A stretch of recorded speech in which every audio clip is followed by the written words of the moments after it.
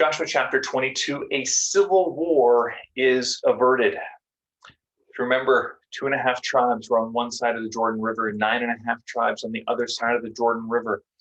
And these 2.5 tribes, they're released by Joshua. They helped. They fulfilled their promise. Go home, build your farms, build your homesteads, settle in. They're commended for their faithfulness. Now, again, this is a period of years that has gone on here. And they're commanded, remain faithful. On their way home near the Jordan River, which was kind of a boundary. I mean, sometimes it was, it's quite a flowing river, even quite the boundary. On their way home near the river, they make an altar. Altars are sites of worship. And this sets off alarm bells in the other 9.5 tribes. What are they worshiping? Have they left worshiping Yahweh already? What is this altar for? Because the tabernacle was the altar. The tabernacle was the place that they were to gather as a people. And so these 9.5 tribes, they get ready for war. But they send some leaders up first. So they're making their preparations for the worst case, and they send out their leaders to learn what's going on. Let's get the story. The fear is idolatry and betrayal of covenant, which that would affect the whole nation. So this is severe. If their worst fears were true, there's a deep problem that has to get fixed. The leaders come and say, "Hey, don't do it rash. If that land's not good enough, or we'll make space for you. Like, come on over. Just don't betray the covenant." And the 2.5 tribes, their leaders go, "Hold on. It's all good. The reason we did this is, here's our fear.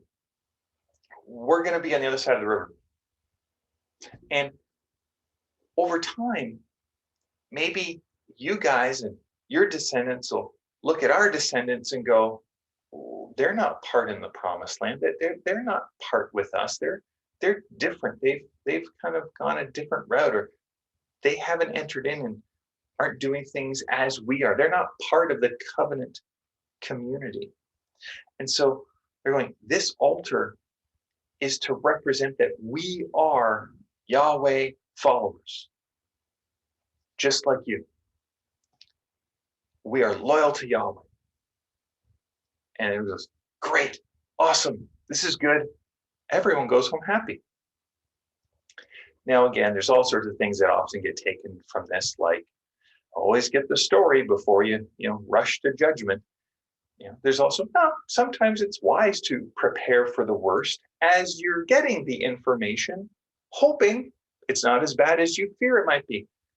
All these things, again, you can find principles like this in Proverbs. Here's what I want to ask. What is the monument in my life?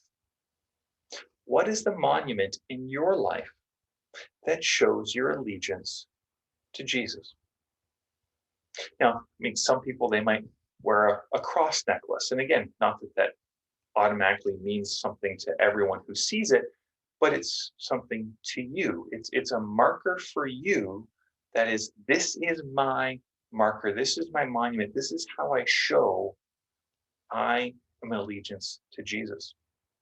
Maybe it's you're in a workplace. Maybe it's in the lunchroom. You just take a couple moments, bow your head, and just silently pray whether or not there's someone sitting at the table with you. What is that monument? What is the witness in your life that Jesus is Lord? It doesn't have to be something that's necessarily physical. It's just, how does it show up in your life? Something to think about. I hope you just have a great weekend and enjoy the rest of this day. May the Lord bless you and keep you. May the Lord make his face to shine upon you. May the Lord be gracious to you. And today, would you know his peace? God bless.